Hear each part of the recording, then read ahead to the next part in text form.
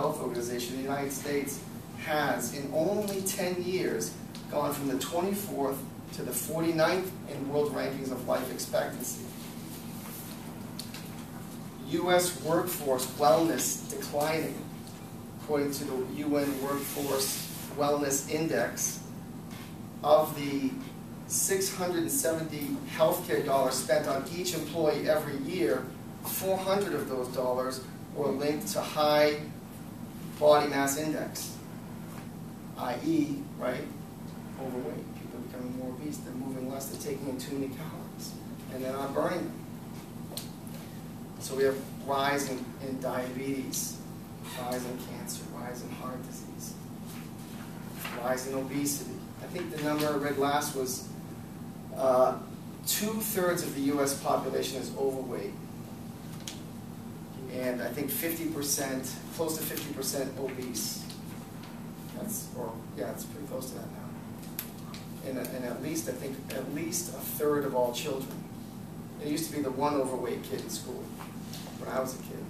You know, it's a lot more than that now. So we have to think about movement. We have to think about exercise. It can't be considered an option. It has to be part of your life. If you don't want to be part of that culture. So we have a divergent society now. We have, you know, like we have 80% of the people over here living a sickness-based model that if I do what my doctor says, I'm going to be okay, and you watch TV, and if diet and exercise aren't enough, then take this pill.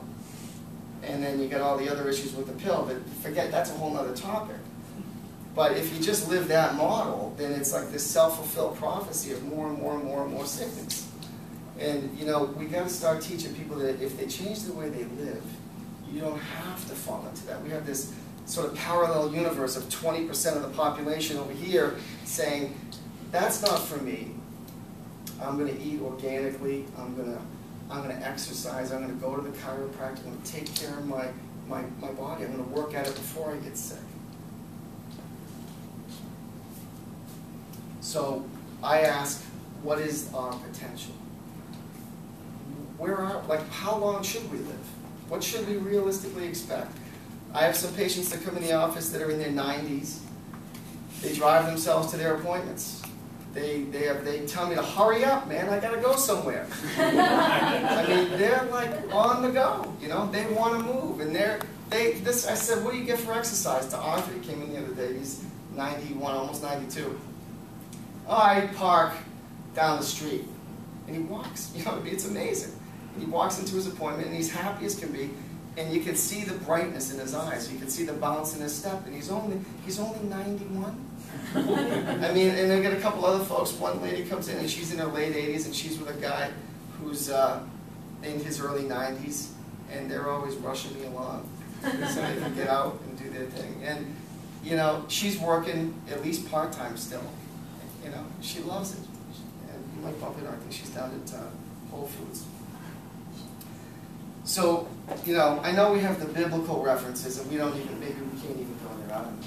Methuselah lived till he was 969. That might be a different calendar. But here's one that I think is realistic, and this is interesting, I think. And a lot of scientists believe this is possible. That the Huns, like Attila the Hun, right? Their average age for a good portion of their existence was average, 120 to 140. That's pretty well documented. I looked that up. And when the epidemiologists studied them, they found that they didn't have the levels of disease that we see as normal. They didn't have the cancer, the diabetes, the heart disease, and all this other stuff. And they didn't actually have any of that stuff until they started to adopt the allopathic model, the Western model of living. In a lot of countries, even today, you know, you go to them and you're seeing them adopt, you know, the Dunkin' Donuts is showing up there, and you know, the McDonald's and all these places, and the high-calorie food intake without the movement to get it, right? So you're just pounding down these foods, and you know, to say nothing of the quality of the food, but just the caloric intake, right? It's a unit of energy, remember. So you have to, whatever you take in, if you're not going to burn it, you're going to store it. It's that simple.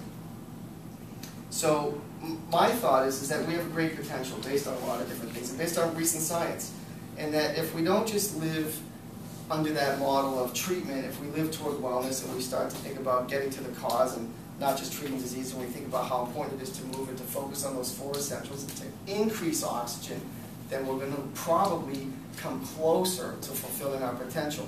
If you think about it, a lot of people live until they're 80 or 90, right? And do they exercise regularly, most of them? No. I mean, I know these guys didn't make it that long, and they sort of missed the boat on the wellness movement. He died, my father's father died when he was 59, massive heart attack. That was back when ashtrays were in every room, you know. There was no, I mean, there was a YMCA, but there were no gyms, right? So I think what's happened is you know, we've maybe taken it a little further along than we have to. So I'm here to tell you tonight that you don't have to join a gym. We're going to get into some basics about exercise that you can do easily, just walking out your door or you know, in your home on your living room floor. The cutting edge research that I'm talking to you guys about that gives me hope is the Wisdom of Your Cells article that I gave in the last talk. If you guys want to copy that to learn how genetics isn't the controller of your health, ask us and we'll get you a copy of it. Other really important article, probably one of the most important ones I've read in all the years that I've been studying this stuff, is about DNA replication. And basically the fundamental premise is that movement, high intensity exercise, and you got to build toward that, we're going to talk about that, but high intensity exercise slows down the shortening of the telomere. Does that clear it up for everybody? Does everyone know what a telomere is? A telomere is the little hair, like protrusion on the end of a chromosome. And they know, and they've proven, that as you age and the cell keeps dividing, telomere shortens. And that exercise, high intensity exercise, and as we age, right, we get closer or further away from death. Closer to death, right? So we know that anti-aging strategies are good, and that keeping that telomere from cleaving and shortening is one of the strategies for living a longer life, slowing that aging process down, keeping that chromosome intact. And they've proven that high intensity exercise does that. I'm going to explain that to you guys and what that does.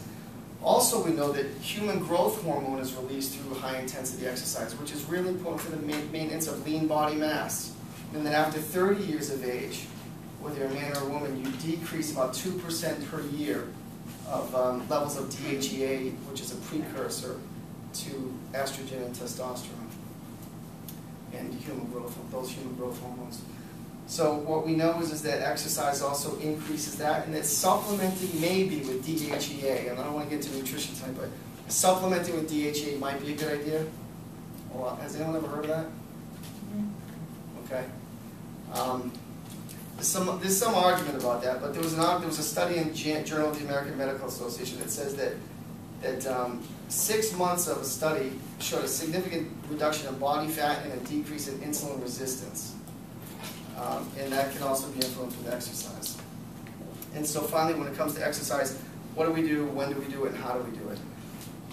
And first and foremost, I would say the #1 goal when you guys exercise is to avoid landing in the hospital.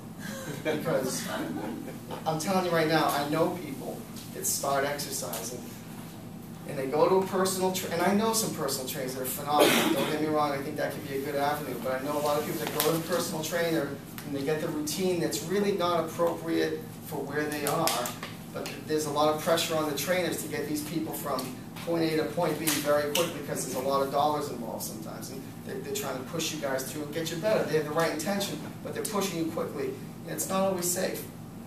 So I'm going to say this. #1, do basic foundation movements, what I call foundation movements, stabilization exercises first.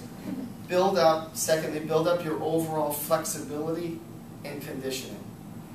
So we're going to talk about what the basic foundation movements are. Flexibility, pretty self-explanatory, right? Drink lots of water, help keep yourself elastic and stretch.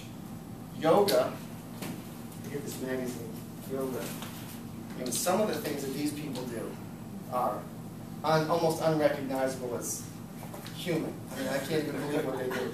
But, you know, so you might not become a yoga expert, but if you stretch regularly, that's a huge part of being healthy. Spinal range of motion.